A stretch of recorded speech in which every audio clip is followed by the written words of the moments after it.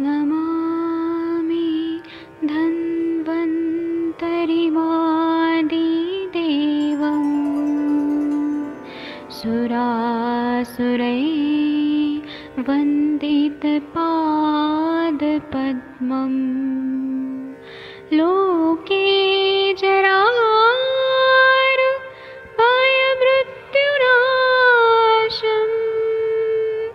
दातारमीशं विविधौषधीनां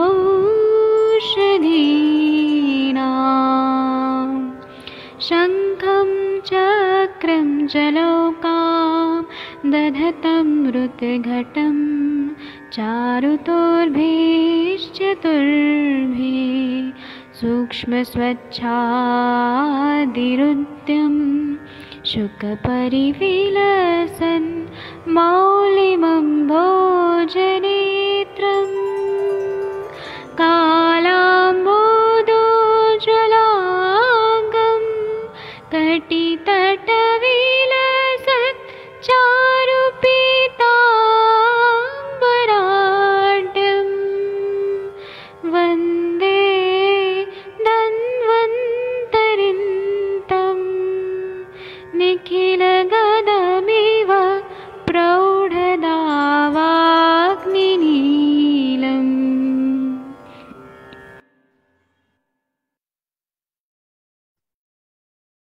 प्रणाम सभी लोगों को। मैं वैद्य अरविंद पाठक पुणे महाराष्ट्र से आप सभी लोगों का स्वागत करता हूं। सभी लोगों को कोटि कोटि प्रणाम करता हूं। अभी हम लोग अष्टांग हृदय सेशन में आ गए हैं। मैं आदरणीय सर से बोलूंगा कि 56, 57, 58 नंबर का श्लोक पढ़ दीजिए, क्योंकि इसकी टीका आधी रह गई थी कल। बहुत बड़ा टीका है जी वैद्य। 56 शूलयुक्त हृदय रोग की चिकित्सा। स्याक् शूलम यश भुक्ते अति जीर्यत्य अल्पम जरागते साम्येत कुष्ठम कृमि गलवर्णद्वयन तिलवके सदैव उदावर्त अति विषय शूर्णम उष्णाम्बुना प्रपवेत यस्य जीर्णे अधिकम स्नेहे सविरेच्य फले पुने जीर्यत्यन्ने तथा मूले तीक्ष्णे शूले सदा अधिके प्रायो अनिलो रुद्धगति पूष्यात्माशये गतः तस्यानुलग्नं कार्ये शुद्ध लंघन पाचने। जिस पुरुष को भोजन के उपरांत तुरंत अतिशूल हो, भोजन की पच्यामन अवस्था में शूल कम हो और भोजन के जीर्ण हो जाने पर शूल शांत हो जाए, वह पुरुष कूट, वायवडंग, सैंधव, सवर्चल, तिलवक, देवदारू और अतीस के चूर्ण को उष्ण जल से ले। जिस रोगी को भोजन के पच जाने पर अधिक शूल होता है उसे विरेचन द्रव्यों या सिद्ध स्नेहों से या एरंड तेल आदि से विरेचन देना चाहिए। अन्न की पश्चिमाना अवस्था में जब शूल अधिक हो उसे फलों से, अमलतास आदि से विरेचन दें। और जिस पुरुष को सदा सब अवस्थाओं में अधिक शूल रहता हो उसे मूल वाले तीक्ष्ण विरेचन द्रव्यों, दंतिमूल और श्यामा आदि से विरेचन देना चाहिए। प्रायः करके अवरुद्ध गति वाली वायु आमाशय में जाकर कुपित होती है, अतः इस वायु का शोधन, लंघन और पाचन से अनुलोमन करना चाहिए। जी वैद्य जी। अब इसकी टीका पढ़ते हैं। टीका कल आधा हुआ था। हेमाद्री की बहुत बड़ी टीका है।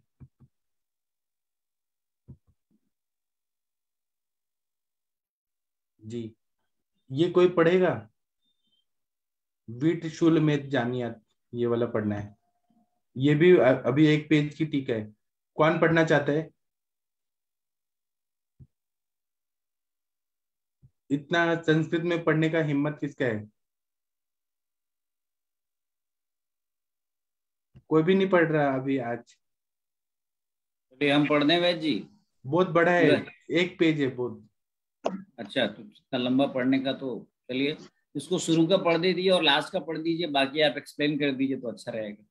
हाँ, ऐसा कर सकते हैं। हाँ, आपको पढ़ना है तो आप पढ़ दीजिए, मैं अर्थ बताते जाऊंगा। नहीं तो कोई और पढ़ना चाहे तो पढ़ सकते हैं। बहुत बड़ा टीका है ये। विनीता चौहान मैम, आप कहाँ? हाँ सर, आज मैं ट्राई करूं? आप ट्राई करिए। हाँ हाँ जी सर, कहाँ से पढ़ना है? हृदशूलिति क्या, तो ऐसे पढ़िए। ओके। ऋक्षुल इति स्यातो रुस मारुत संभवः। हाँ, एक लाइन पढ़ के रुक जाइए। एक लाइन या दो लाइन पढ़ के रुक जाइए। इसमें बोल रहे हैं कि इसको हृदशूल कहते हैं, जो रस धातु की दृष्टि से और वायु के वजह से हो जाता है। सरोधात् कुपितो वायुर्बस्ति संश्रितयः तिष्ठति सश्रितयः तिष्ठति। संरोधात कुपितो वायु मतलब वायु का अवरोध हो जाता है, वायु प्रकुपित हो जाता है, तो फिर वायु वहां पे बैठ जाती है और बस्ती के पास बैठ जाती है। आगे पढ़िए। बस्ती बंधना बस्ती बंगणा ना वंक्षणादिषु तथा बस्ती वंक्षणना इषु तत् शूलोस्य जायते। इसमें बोल रहे हैं कि वायु जो है बस्ती के उधर संश्रित हो जाती है तो रुक जाती है, वायु का अवरोध हो जाता है। फिर बस्ती में, वंक्षण में, वाइन एरिया में शूलस्य जायते, आदि में ये शूल उत्पन्न हो जाता है। विणमूत्र वातसरोधी बस्ती शूल ससंगीता। जब पुरुष है, मूत्र है, वायु अपान वायु रुक जाता है तो वहां पे बस्ती शूल शुरू हो जाता है, उसको बस्ती शूल बोलते हैं। नाभ्या वंक्षणयोश्चैव कुक्षो मेढ्रे अनुवर्तक। जब नाभि के पास, वंक्षण एरिया में, कुक्षी में, पेट में, मेढ्र में ये उल्टा वायु उल्टा हो जाता है, प्रतिलोमित हो जाता है। मूत्र आवृत्य गृह्याति मूत्रशूल समारुतात्। मूत्र से आवृत हो जाता है, मूत्रावृत वात हो जाता है तो फिर मूत्रशूल होने लगता है वायु की वजह से। यूरिन में बहुत ज्यादा यूरिनेशन के टाइम में भी होता है और वो एरिया में भी होने लगता है, अधोदर में।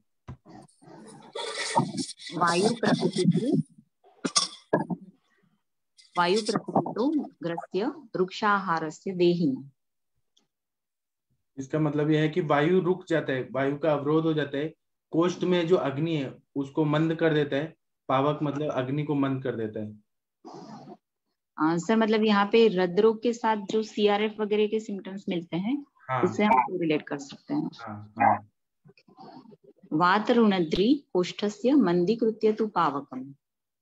इसमें बोल रहे हैं कि वायु का अवरोध हो जाता है, कोष्ठ में अग्नि मंद हो जाता है। ये हो गया ना। शूल संजनये शीघ्र स्रोत प्रावृत्य मारुत। ऐसे बोलते हैं कि शूल की उत्पत्ति हो जाती है, शीघ्र स्रोतस जो होता है वायु की वजह से आवृत हो जाता है।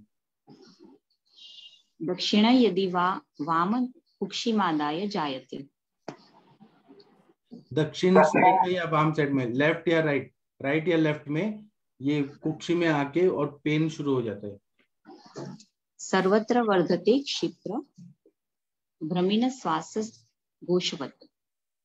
सभी जगह वायु बढ़ जाता है और वो भ्रमण करता है और श्वास भी लगने लगता है, सांस फूलने लगता है और वो भी आवाज करके श्वास लगने लगता है। मतलब यहाँ पे सर लंग्स की एक्टिविटी भी यहाँ पे एक्टिव होती है। लंग्स पिपासा वर्धते अतीव भ्रमो मूर्छा च जायते। इसमें प्यास बहुत ज्यादा लगती है, भ्रम होता है, मूर्छा भी आ जाती है। उच्चारितो मुत्रितश्च न शांति सधि गच्छति।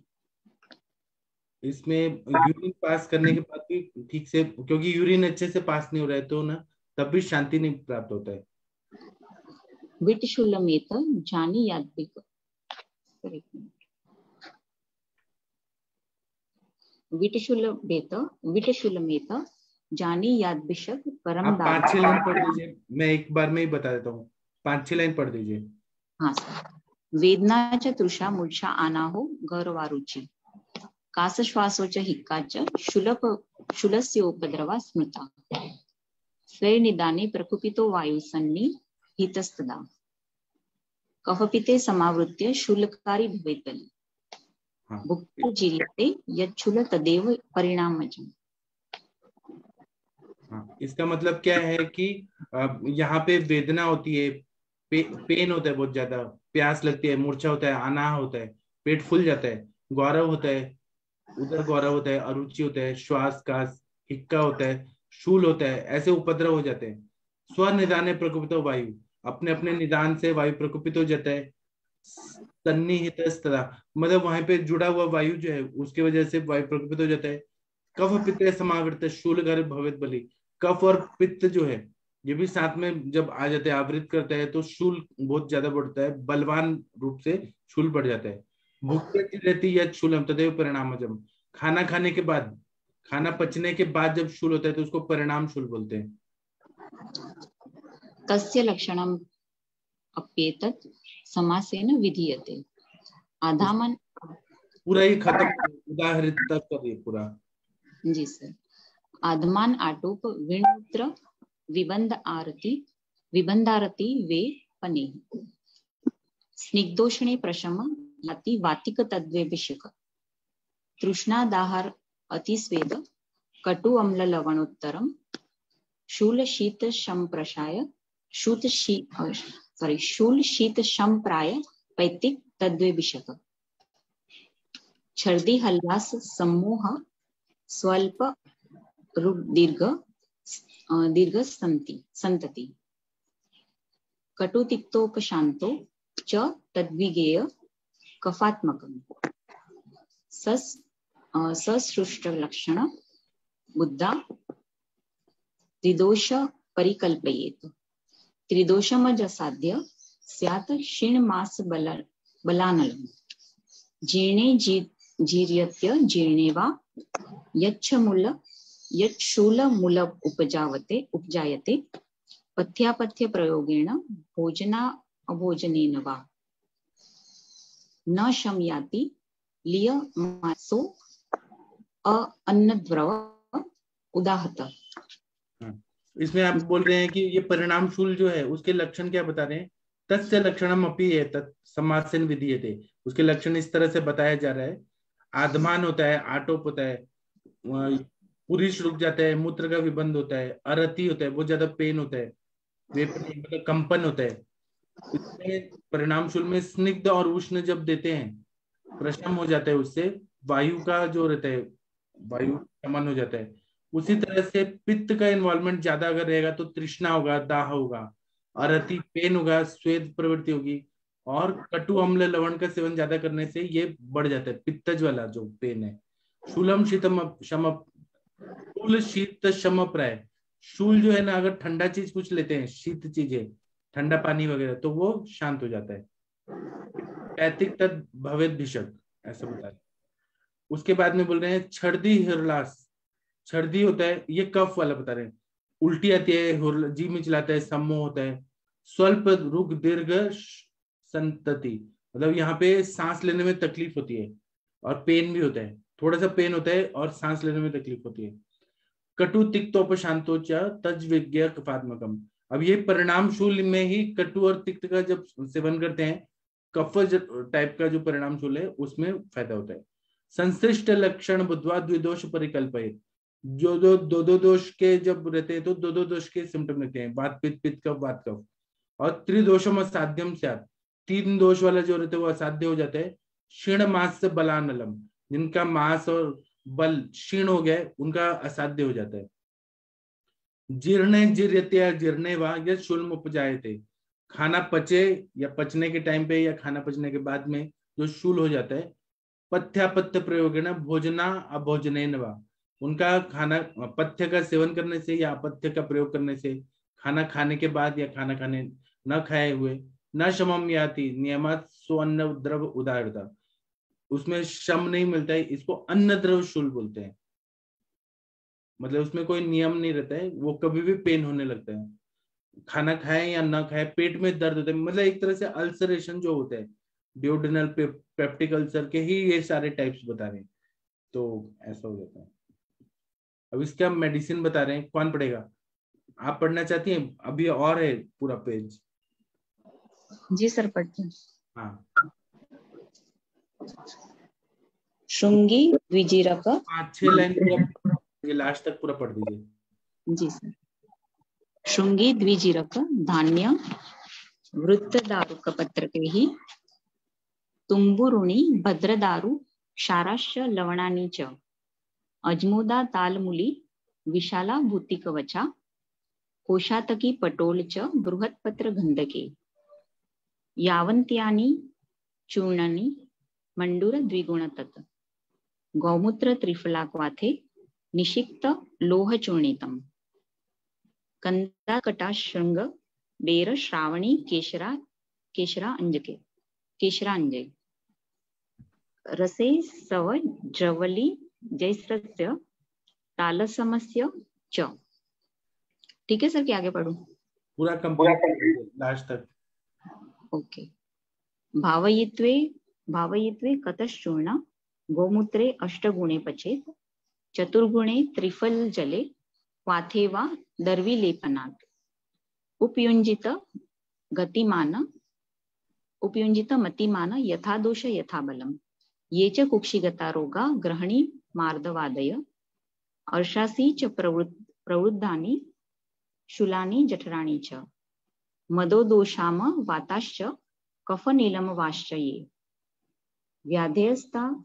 व्याधेयस्तानि हन्त्येत भास्कर स्तिमिर यथा विद्या गतमंडूर सर्वरोगनुत यदि सकल रुजो यन्नेव योगो निहन्यात कथमिति नीयतेवां याददोष बिनावा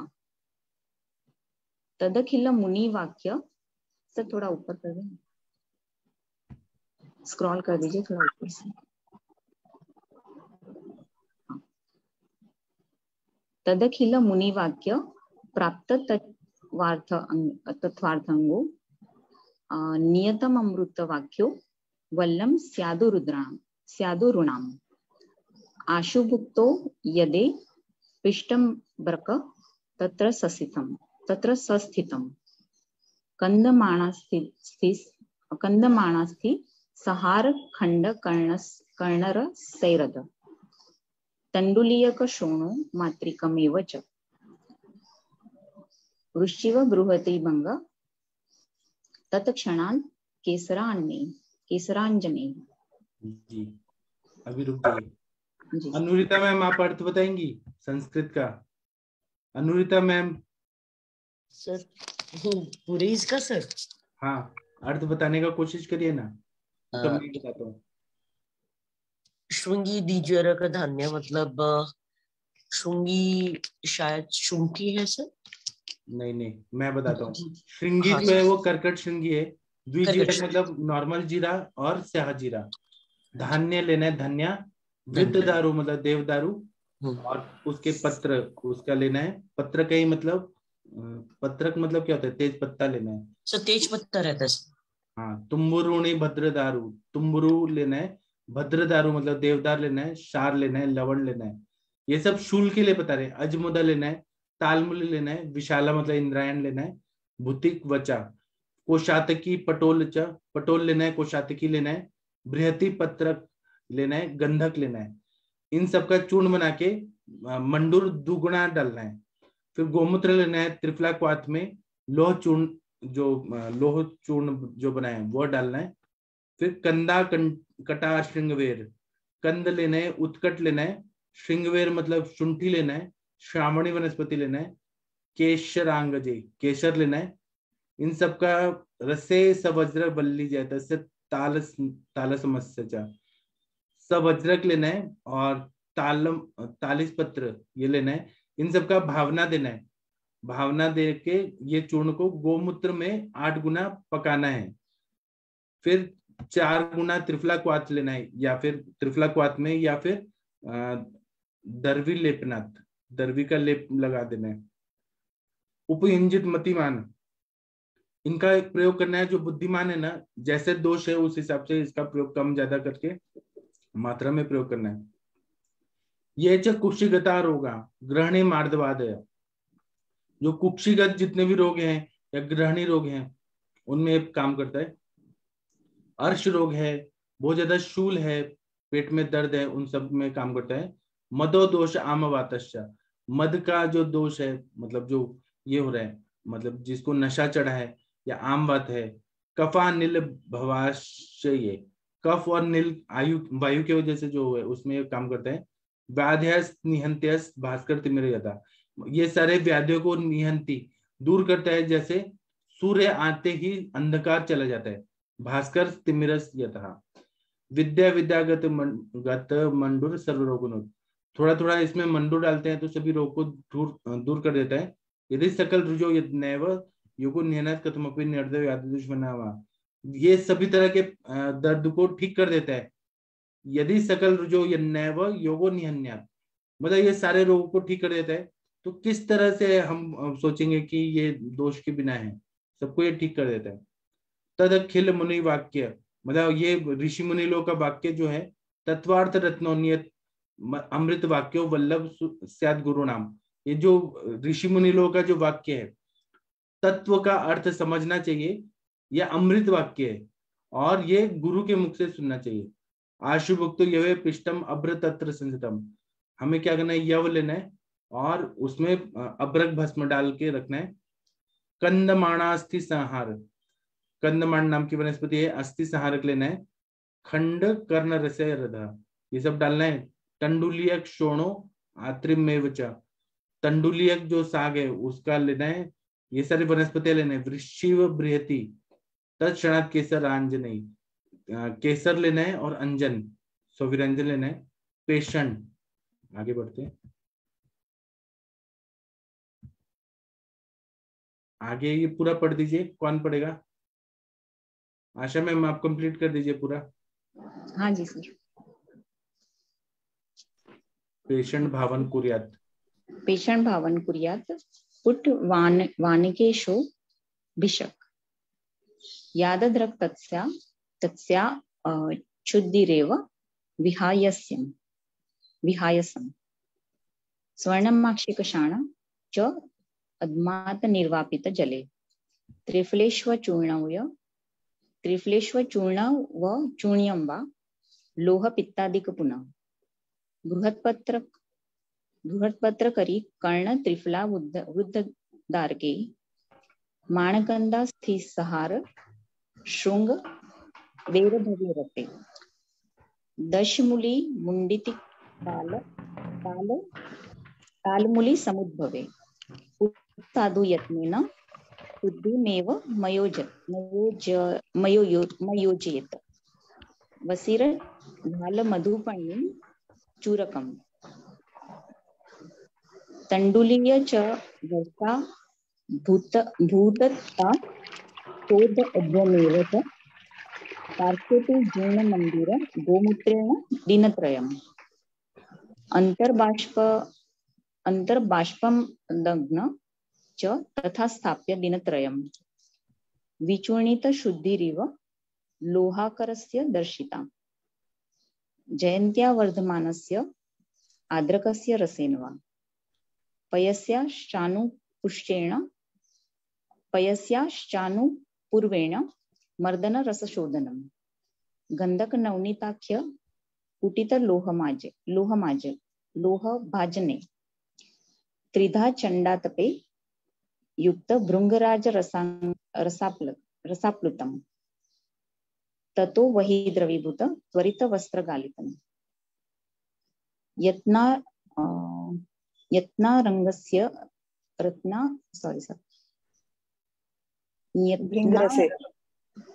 यत्नांगरसे क्षिप्त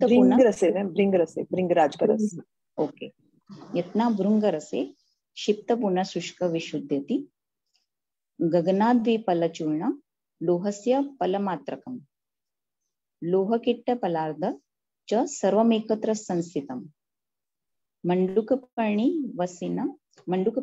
वसीन तालमूलरसे शुभे वरिभृंगके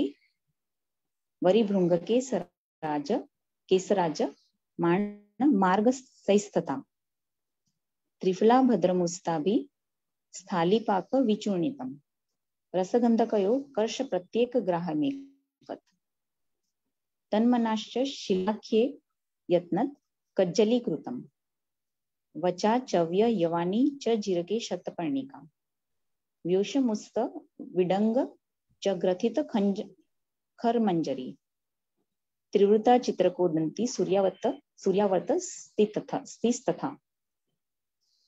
सर पूरा पढ़ दूं कि अभी आप एक्सप्लेन कर देंगे? ठीक है, मैं इतना तक कर देता हूँ। इसका मतलब, क्योंकि आप कंटिन्यू पढ़ रहे हैं तो थोड़ा ब्रेक भी चाहिए। इसमें बोल रहे हैं कि पेशनो भाव्यत कुर्यात, एक तो मोनिका मैम ने बहुत अच्छा बताया कि दर्वी प्रलेपत, मतलब कलछी में क्या बताया आपने मोनिका मैम? भृंगराज। सर वो दर्वी का लेप होता है ना कि कड़छी में लग जाए, चिपक, जैसे लेह होता है ना, वो कड़छी के अंदर लग के चलता है ऐसे, उसको बोलते हैं ना कड़छी पर लिपट जाए, उस तरह से। हाँ जी। जी। इसमें बोल रहे हैं पेषण भावत कुर्यात, मतलब पीस के और उसकी भावना देना है, उसका पुट देना है। पान एक अशोभिषक, एक बार उसका पुट देना है। यावद्रक तस्यात् शुद्धि रे विहायसम, इस तरह से उसकी शुद्धि करना है। स्वर्ण माक्षिक क्षाण च, मतलब एक क्षाण मात्रा में स्वर्ण माक्षिक लेना है। धमान निर्वापितम जले, उसको फिर पानी में निर्वापित करना है। त्रिफलाश्वेव चूर्णे व लोह पित्तादिकम पुनः, के चूर्ण को में लोह डालना है, पित्तादिक मतलब गोपित्त वगैरह डाल के पकाना है, या कोई प्राणियों का पित्त डाल के पकाना है। बृहत्य पत्रक विकर्ण त्रिफला वृद्ध दारू के, बृहति लेना है, पत्रक मतलब तेज पत्ता लेना है, गिरिकर्ण लेना है, त्रिफला लेना है, वृद्ध दारू लेना है। माण कंदास्ति संहार श्रृंग वेर भवे रसे, माणकंद लेना है, अस्थि संहारक लेना है, श्रृंग वेर मतलब शुंठी लेना है, इनका रस की भावना देना है। दशमूली मुंडित मुंडितिका तालमुली समुद्भवे, दशमूल लेना है, गोरख मुंडी लेना है, तालमुली लेना है। पुट्टित साधु यत्न शुद्धि में एवं योजित, इन सबका पुट दे के शुद्धि करना है। वस्त्र धाल मधुपर्णी मयूरकम, इसमें ये सारी वनस्पतियां डाल के इसको पकाना है। तंडुल्य च वर्षाभू दत्तादोष चोर्दो में वच पाक्यम च जीर्ण मंदरो गोमूत्र में दृढ़, ये इन्होंने गोमूत्र को सिद्ध करने, गोमूत्र से मंडूर को शुद्ध करने के लिए बता रहे हैं ये सारे इससे। फिर उसके बाद में बोले अंतर्वाष्प दधना च तथा स्थाप्यम दिनत्रयम, अंतर्वाष्प विधि से उसको पकाना है, 3 दिन तक उसको पकाना है। विचूर्णे तो शुद्रिया लोकारकस्य दर्शिता, तो ये मंडूर भस्म बनाने का प्रक्रिया बता रहे हैं कि इनका लोहा कर मतलब मंडूर भस्म बनाना है, ऐसे चूर्णित करके शुद्धि करना है। फिर जयंती वनस्पति वर्धमान से आदर के रस, जयंती वनस्पति डालना है, आदर के रस से भावना देनी है। पैस्यानुष्पावेन मतलब दूध से उसको शुद्ध करना है, बाद में फिर मर्दन करना है, उसका शोधन करना है। गंधक नवनीताख्य कुटित लोह भाजनी, गंधक को नवनीत से मतलब मक्खन से मिक्स करके और लोहे के पात्र में डाल के कुटना है। त्रिधा चंडादपे युक्त भृंगराज रसाप्लुतम, 3 बार इसको साफ करना है, शुद्ध करना है भृंगराज रस से डाल के। तो वहनी द्रव्यभूत त्वरित वस्त्र गालितम, ये गंधक की शुद्धि में भृंगराज रस का प्रयोग करते हैं ना हम लोग, उस तरह से गंधक का शुद्धि बता रहे हैं। वस्त्र से छान देना है। यत्ना भृंग रस से क्षिप्त पुनः शुष्कम शुद्धति, भृंगराज रस में डाल के फिर उसको ऐसे पूरा अग्नि देके फिर उसको सुखाना है, फिर इस तरह से शुद्ध हो जाता है। गगनाद्विपल चूर्णम च लोह से पल मात्रकम, इसको गगन बोला है, इसको यही बोला है गगनाद्विपल चूर्णम। गगनाद्विपल मतलब अभ्रक भस्म, शायद अभ्रक को एक गगन बोलते हैं। तो वो 2 पल चूर्ण डालना है, लोह पात्र में डाल के 1 पल की मात्रा में, लोह पात्र में डाल के नहीं, लोहे का 1 पल, लौह भस्म 1 पत्र डालना है। लौह किट पलार्धम च मतलब मंडूर भस्म, लौह किट 1 आधा पल डालना है। सर्वमेव संस्थितम, इन सबको डाल के फिर क्या करना है, मंडूक पर्णी वस्तीना तालमूल रसे शुभ, मंडूक पर्णी डालना है और फिर वस्तीन वनस्पति डालना है, तालमूल के रस से डालना है। वरी मतलब वरी किसको बोलते हैं, वरी भृंग के केसराज, शतावरी सर, हाँ शतावरी को वरी बोलते हैं। भृंगराज डालना है, केसराज भी बोलते हैं, इसके रस की भावना देनी है। त्रिफला भद्र मुस्तादी स्थाली पाक विचूर्णितम, स्थाली पाक करना है। रस गंधकयो कर्ष प्रत्येक ग्राह्य मेकता, इसमें गंधक डालना है और पारा डालना है, 1-1 कर्ष की मात्रा में डाल के फिर उसको मिक्स करना है। तन्मश्चात छिलवा कलवे यत्न कज्जली कृतम, इसमें छिलवा रहता है उसमें डाल के कज्जली बनाना है, पारा और गंधक का कज्जली बनाना है।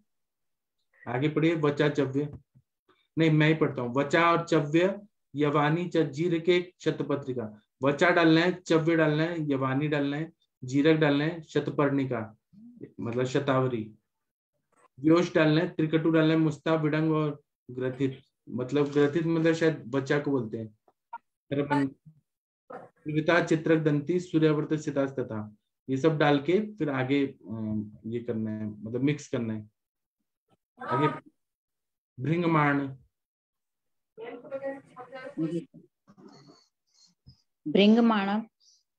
भृंगमाणकन्दश्च खण्डकर्णक एव च गण्डोत्पलकेसरा जकालीय कटकोऽपि वा एषामर्धफल ग्राह्य षट्गृष्ट सुचूर्णितं प्रत्येक त्रिफलायाश्च फलार्धफलमेव च एतत् सर्व समालोप्य लोहपात्रेषु भावयेत आतपे चण्ड संगृष्टमाद्रकस्य रसे स्निग्धा तद्रसेन शिलापिष्टं गुटिका कार्येद्भिषक् बदरास्थिमिता शुष्क भाव्येत तत्प्रात भोजनादो तु सेवित गुटिकात्रयम् अन्नोदकानुपान च हित मधुर सश्रितं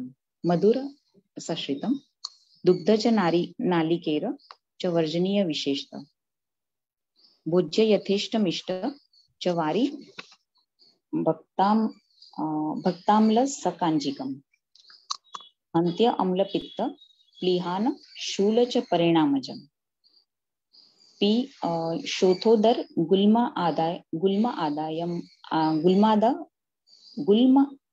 गुल्मादम्यान यक्ष्मा मंदाग्नि त्वरम अरोचकम् प्लीहान श्वासम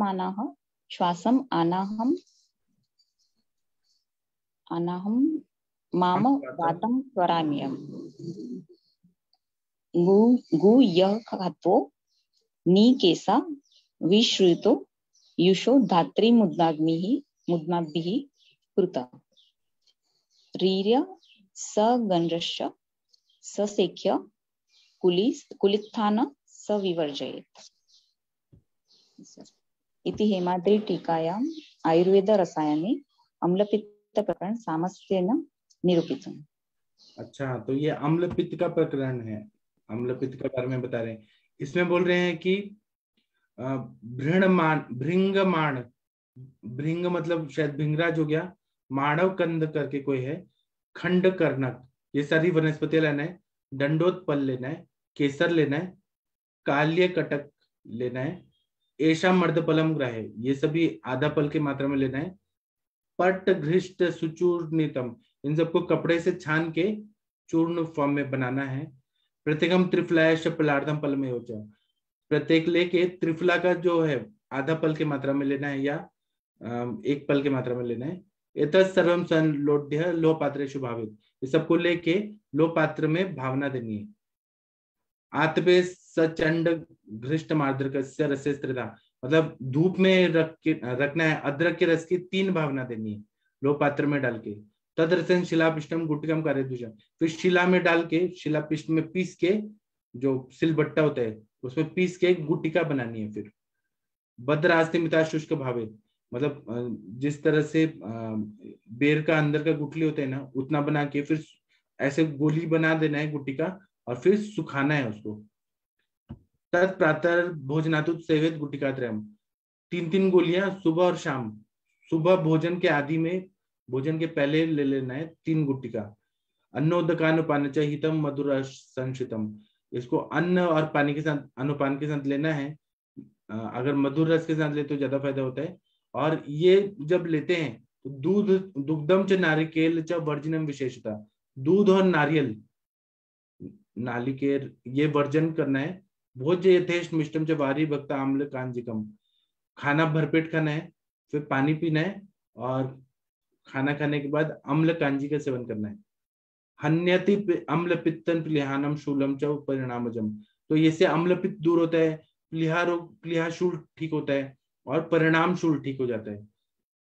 पित्वा शोथोदर गुल्मा हृदय, शोथ उदर और गुल्म आदि रोगों को ठीक करता है। यक्ष्मा इन सबको ठीक करता है। मंद अग्नि अरोचक को ठीक करता है। प्लीहा रोग को ठीक करता है। श्वास आना आमवात को ठीक करता है। स्वर को ठीक करता है, स्वर के जितने भी रोग है उसको ठीक करता है। फिर गुल्म है यथावयो निकेश विश्व यशो, फिर इसको युष के साथ लेना है, धात्री मतलब हरितकी, आंवला या हरितकी को उसके थोड़ा सा डाल के मुद आदि डाल के यूश बनाना है। सर सेवे सेवे कुलित थान सवे वर्ज्य, इन सबको जब सेवन कर रहे हैं तो फिर कुल्थी का वर्ज्य करना है। ऐसा आयुर्वेद हेमाद्री की आयुर्वेद रसायन टीका का अम्लपित्त प्रकरण समाप्त हुआ। 58 नंबर का श्लोक अब पढ़ेंगे। मैं पढ़ देती हूँ जी। हाँ जी, कितना बड़ा टीका था ये? बहुत बड़ा। 1 मिनट में लेके आ रहा हूँ, 1 मिनट। अच्छा, ये 58 नंबर का जो श्लोक है ये ऊपर हो ही गया है, तब भी आप पढ़ दीजिए। ये जीर्य तन्ने तथा पढ़ दीजिए। इसी में ही सर ने शायद पढ़ दिया था। आप ना टीका ही पढ़िए 58 वाला।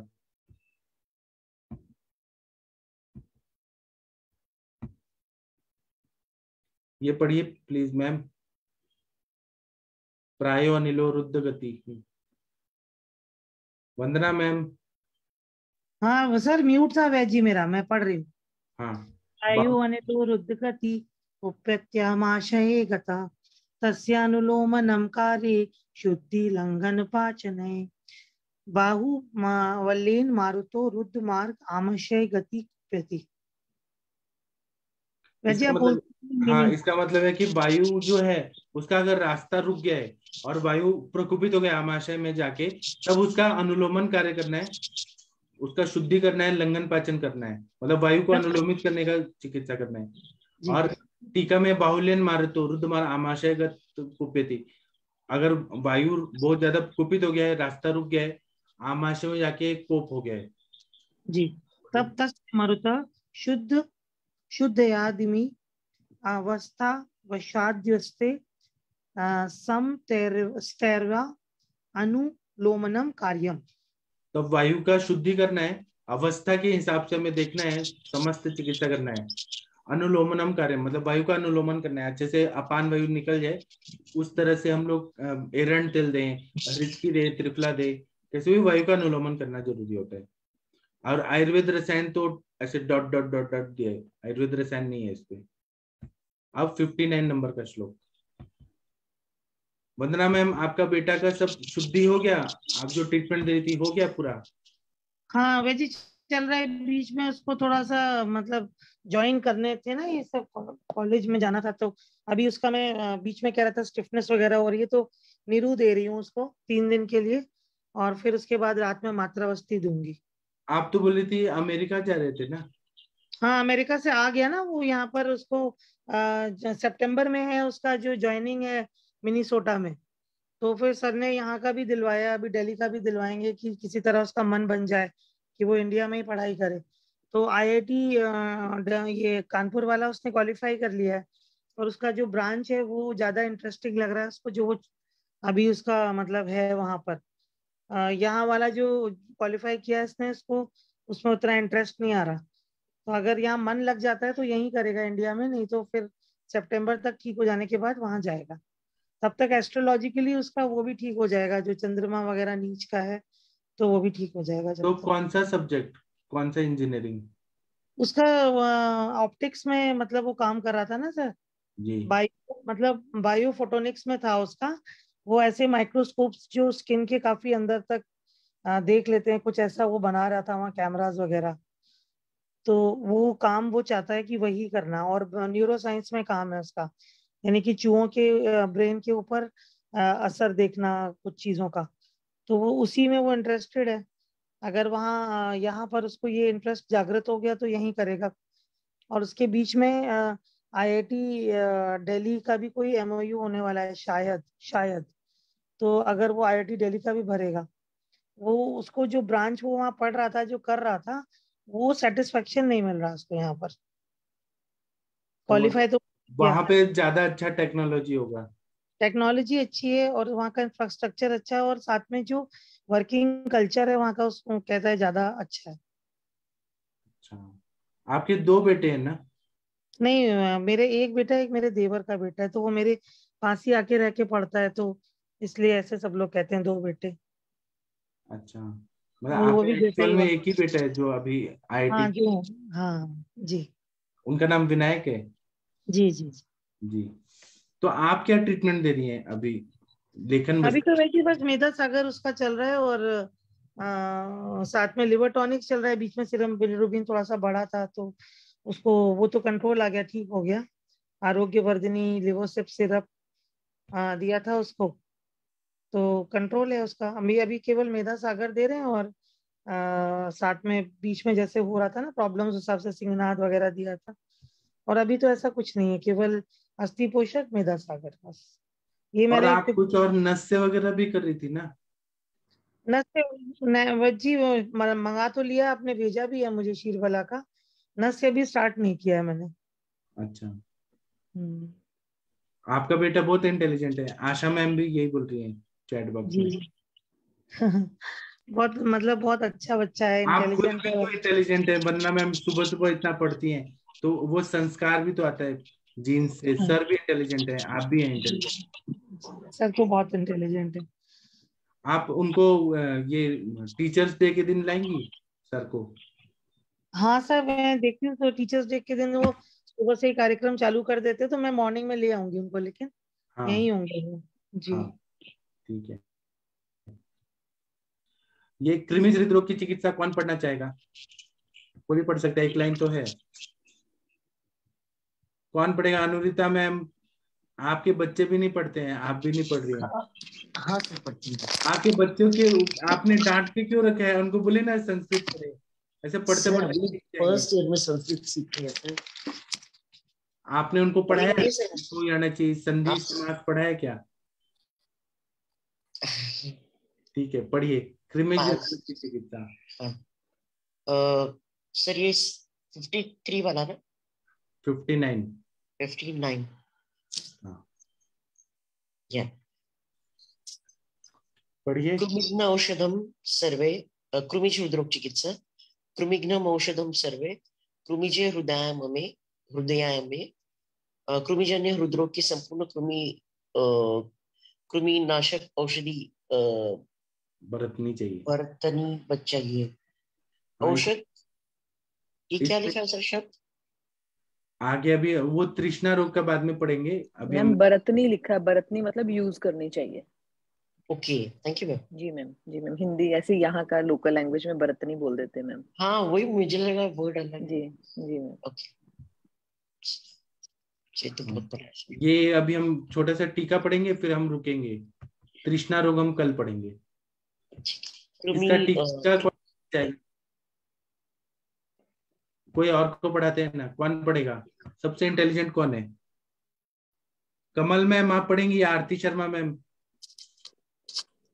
सबसे इंटेलिजेंट कौन है? कोई तो पढ़िए प्लीज, आजकल प्रभात वैसे पांडा जी अनुरूपा आ रहे हैं। मैम से ही पढ़ा दीजिए ना, अभी थोड़ा सा ही तो पढ़ा है उन्होंने, पूरा पढ़ हाँ देंगे। ठीक है, अनुरिता मैम पढ़ दीजिए आप। और आप पुनः कब आ रही हैं? सर ये पढ़ लेती हूँ फिर बताती हूँ। हाँ पढ़िए। कृमिजे हृदरोगे सर्वमेव कृमिघ्नम औषधम हाँ आयुर्वेद रसायन कृमि हृदरोगौषधम आह कृमिघ्नम औषधम इति वंगसेने हृदय श्लोक 39 कृमि हृदरोगिन स्निग्धम भोजे पिशितोदनम दग्ना च पललोपेत त्रयः पश्चात् वेचेत सुगंधिभिः सनवैने योगे साजाजी शर्करे विडंगौढे धान्याम्ल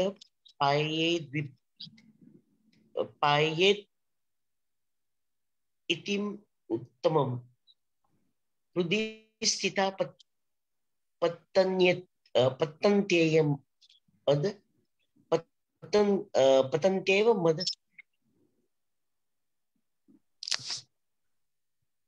पतन्त्येव मदस्तात कृमयो निर्णाम। मदत दास कृमियो नूणाम यवान्न वितरेच्छास्मै स विडंगम मत्परम कृमिजे च पिबेन्मूत्र विडंगम आमयस युतम। हाँ इसमें बोल रहे हैं कृमिज हृदरोग में सब तरह से कृमिग्न औषधियों का प्रयोग करना है। अब कृमि की वजह से हृदरोग हुआ है यहाँ पे, वर्म्स की वजह से। और आयुर्वेद रसायन में हिमाद्री बोलते हैं कि कृमि हृदरोग औषधम महा कृमिग्न औषधम मिति।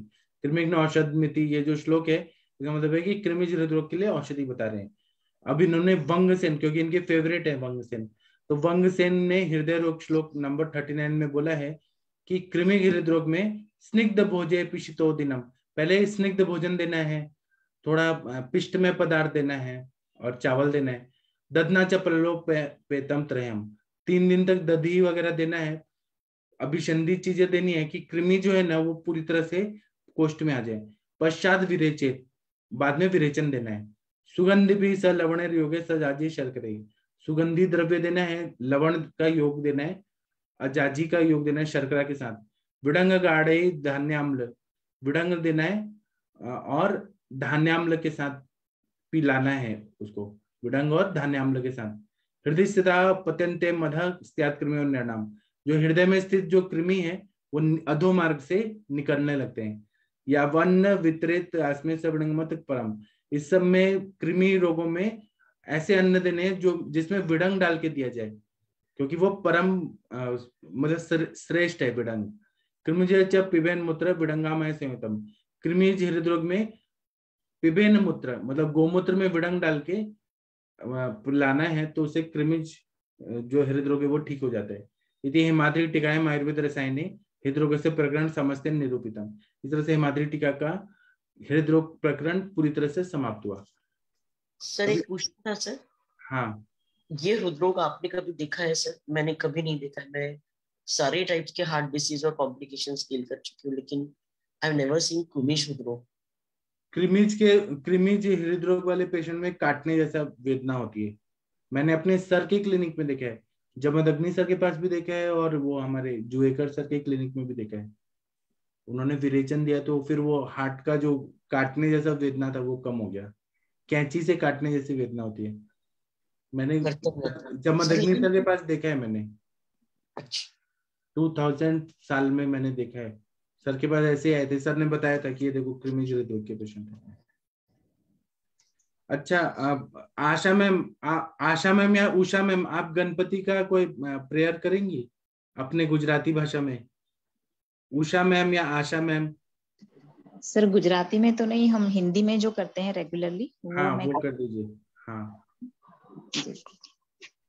जय गणेश जय गणेश जय गणेश देवा, माता जाकी पार्वती पिता महादेवा। सब लोग गाइए, मैम के साथ सब लोग गाइए। हम जय एक लाइन गणेश जय गणेश जय गणेश देवा, माता माता जाकी जाकी पार्वती पिता महादेवा। एक दंत दयावंत चार भुजाधारी, एक दयावंत चार भुजाधारी, मस्तक सिंदूर सोहि मूस की सवारी।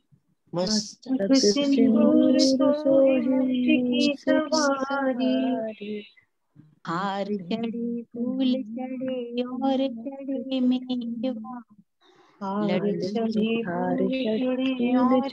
और चढ़े मेवा, लड्डू का भोग लगे संत करे। लड्डूपन का भोग लगे संत करें। जय गणेश जय गणेश जय गणेश देवा, माता जाकी पार्वती पिता महादेवा। जय गणेश जय गणेश जय गणेश देवा, माता जाकी पार्वती पिता महादेवा। अंधन को आंख देत कोढ़िन को काया, अंधन को आंख देत कोढ़िन को काया। बांझन को पुत्र देत निर्धन को माया, बांझन को पुत्र देत निर्धन को माया।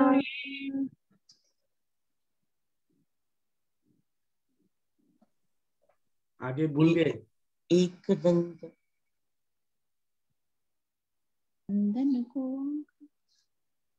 कोढ़िन को कान आए शरण कीजे सेवा, सूर्य शाम पार्वती पिता महादेवा। जय गणेश जय गणेश जय गणेश, माता जाकी पार्वती पिता महादेवा। विघ्न विनाशक स्वामी सुख संपत्ति देवा, पार्वती के सुत कहावो शंकर सुत स्वामी। गजानन गणनायक शंकर सुत स्वामी, माता जाकी पार्वती पिता महादेवा। जय गणेश जय गणेश जय गणेश, माता जाकी पार्वती पिता महादेवा। जय श्री गणेशाय नमः। बहुत सुंदर।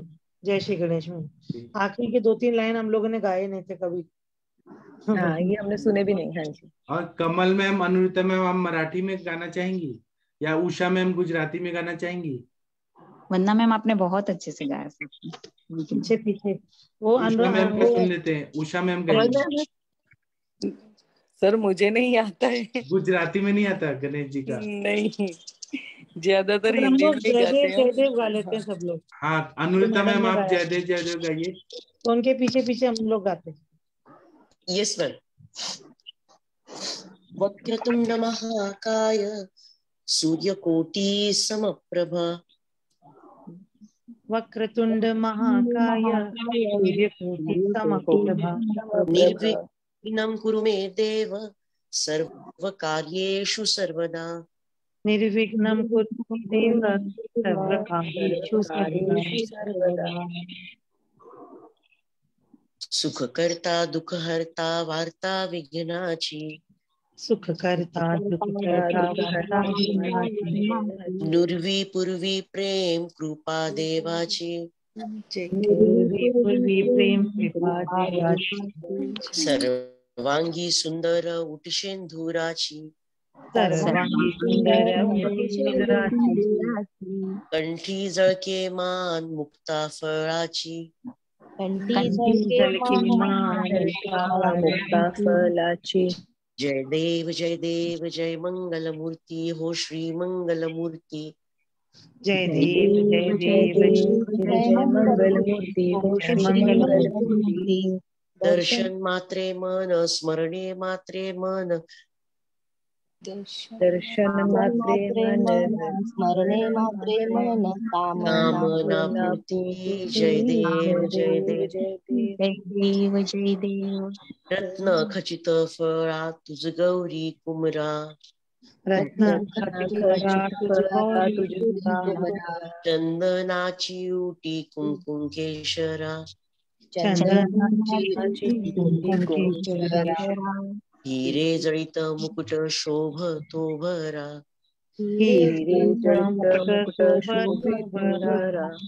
ऋणझुंती नौपुरे चरणी घागरिया,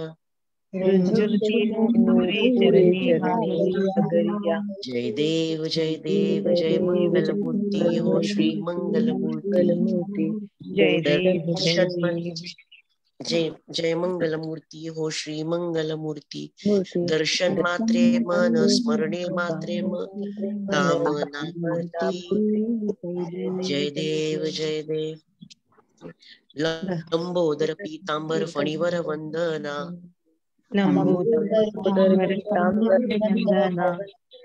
सरळ सोंड वक्र तुंड त्रिनयना,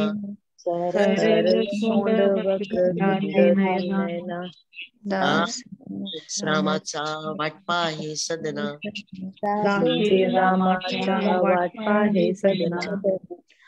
संकष्टी पावावे निर्वाणी रक्षावे,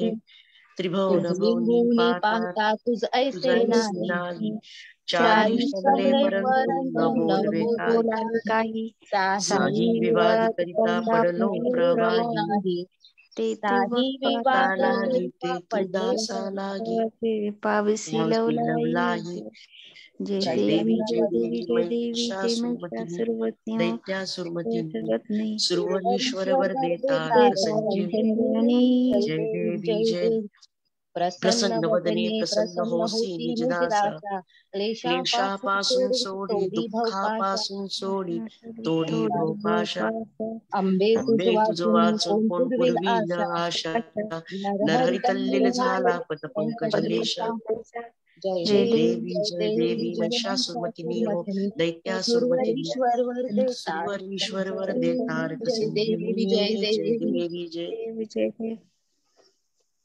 अथर्वशीर्ष हो जाएगा अभी? सर हाँ हो जाएगा सर। करिए।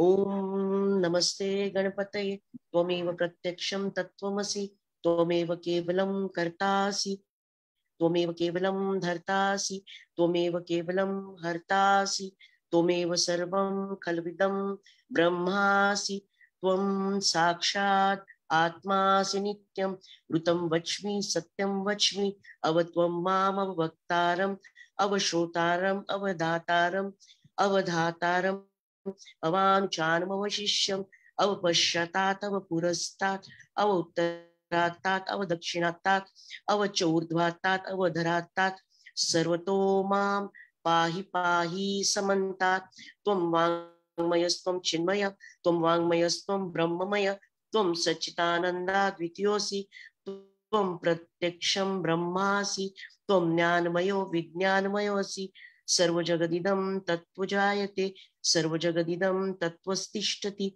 सर्वजगदिदं त्वयि लयमेष्यति सर्वजगदिदं त्वयि प्रत्येति त्वं भूमिरापो नलो नीलो नमः त्वं चत्वारि वाक्पदानि त्वं गुणत्रयातीतः त्वम् अवस्थात्रयातीतः त्वं देहत्रयातीतः त्वं कालत्रयातीतः त्वं मूलाधारस्थित्योऽसि नित्यं त्वं शक्तित्रयात्मकः त्वां योगिनो ध्यायन्ति नित्यं त्वं शक्तित्रयात्मकः त्वां योगिनो ध्यायन्ति नित्यं त्वं ब्रह्मा त्वं विष्णुस्त्वं रुद्रस्त्वं इन्द्रस्त्वं अग्निस्त्वं वायुस्त्वं सूर्यस्त्वं चन्द्रमा ब्रह्म भूर्वस्वरं गणादिम उच्चार्यं पूर्वं वर्णादिं तदनन्तरम् अनुस्वार परतरा अर्धेन्दुलसितं तारेण रुद्धम् एतत् तव मनुस्वरूपं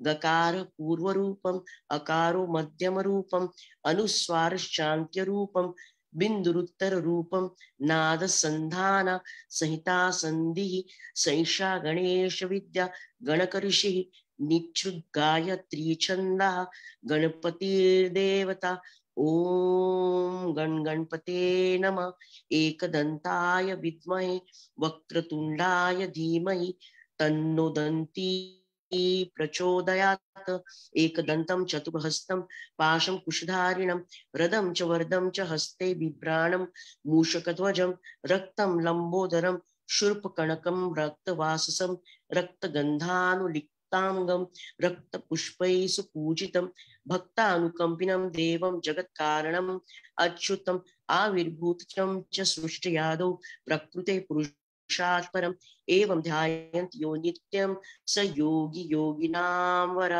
नमो व्रातपतये नमो गणपतये नमः प्रथमपतये नमस्ते अस्तु लंबोदराय एकदंताय विघ्ननाशिने शिवसुताय श्री वरदमूर्तये नमो एतदर्थविशेष उच्यते।